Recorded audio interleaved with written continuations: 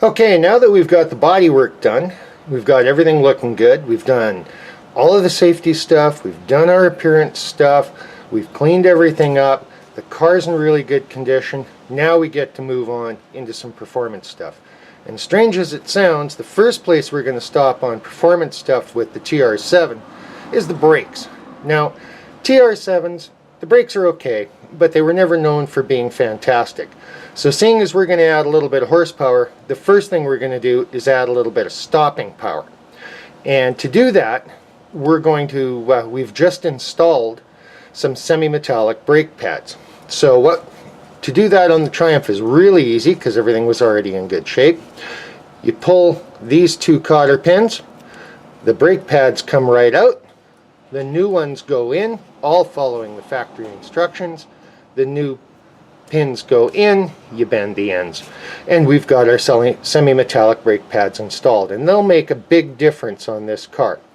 We also did one other thing that while the car was at the shop getting the soft brake pedal repaired, because we didn't have the tools, I did some research and consulted with the shop doing the work. They specialize in Triumph.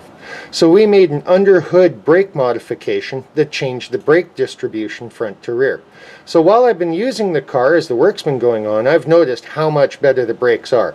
And these two modifications will make a dramatic difference in the stopping power on the TR7.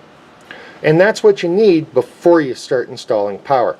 Now, different cars are different. For instance, if we were working on a Trans Am with four-wheel disc brakes, at this point all we'd need to do is make sure they're in really good shape. It's got huge brakes, and a lot of other cars do. So you need to do some research. But in this case, first stop on modification is the brakes. And now that's that completed, all that's left to do is throw the wheels back on. So that's step one on performance modification for the TR7 at Real Builds. Okay, now we're getting to the part of performance a lot of you have been waiting for, and that's making some power. The first thing to remember is we're on a limited budget, and the TR7 has limited parts availability, so there's only so much we can do. And at this basic level of build, the best thing you can do to improve performance is let more air get in and put on an exhaust system that's going to let more air get out. So what we've done to start with is remove this beast, which is the old air cleaner assembly. Now this thing weighs a ton, was really restrictive. When you look at just how little room there was to get air in, how many twists and turns it forced the air to take to go through a highly restrictive filter, you can see why this exactly wasn't a powerhouse. Now what we've done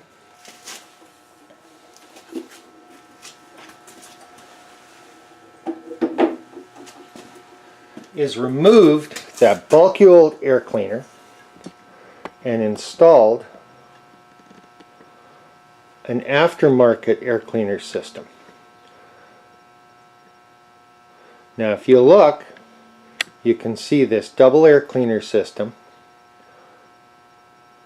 is a ton lighter. And if you look right through here at the overall area that it can now draw air in, plus the basic design of this filter system allows the air to get in easier. So we've increased the airflow dramatically on this engine, and it took all of about 15 minutes. These are off-the-shelf items, 4 bolts to put it on, 2 per air cleaner, no modification other than, in order to mount the dipstick, we had to drill 1 hole right here to hold the bracket that holds the dipstick. That and the self-tapping screw was the limit of the modification. And this system, with all its benefit, I purchased online for a whole $40. So inexpensive, very efficient, and is going to help our cause a lot. Now the last piece of the performance puzzle is we're going to sneak the car down to a local exhaust shop that I've already talked with and did a lot of shopping and online research with other people with small engines that have been getting exhaust work done. and they're going to install a 2.5-inch exhaust tip to tail with a low restriction muffler. Now, when you combine that with a good tune-up, we've put on new plug wires, new spark plugs, made sure the timing is good, the low restriction air cleaners, and the low restriction exhaust system, we're going to see a feelable benefit in the overall power that this little engine has.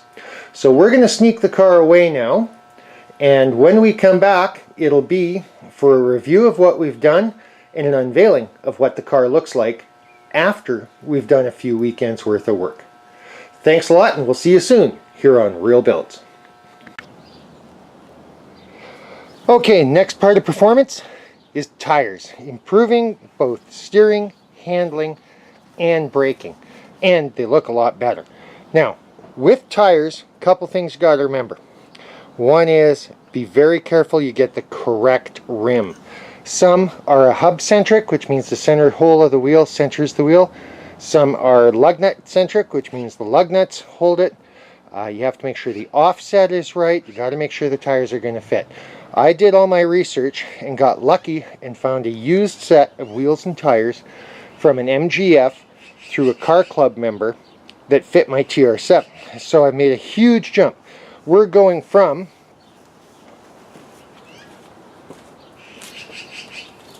13-inch wheels, which came stock on the car. Now look, they're only that wide, 175.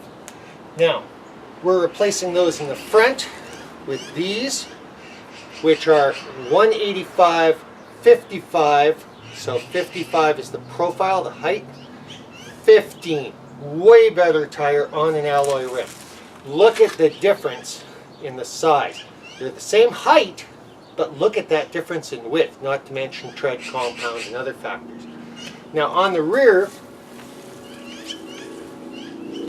we go another step.